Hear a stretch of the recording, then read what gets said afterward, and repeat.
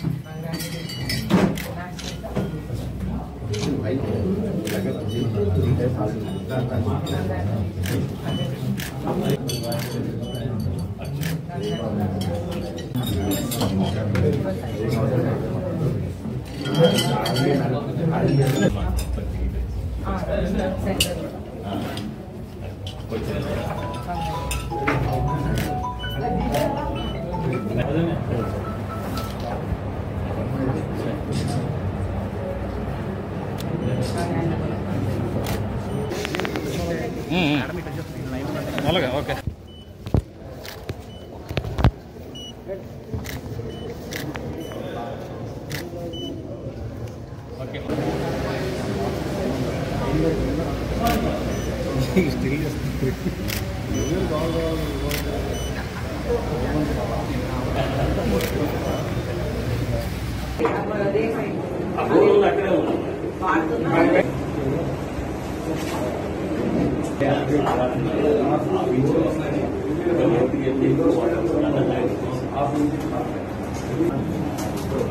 Use చేస్తున్నారు. అదే major problem.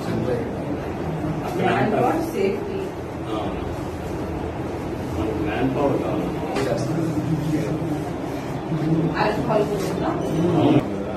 ఏదైతే ఎగ్జిస్టింగ్ బాక్సింగ్ హాల్ అనుకుంటున్నాం అక్కడ బోర్డు.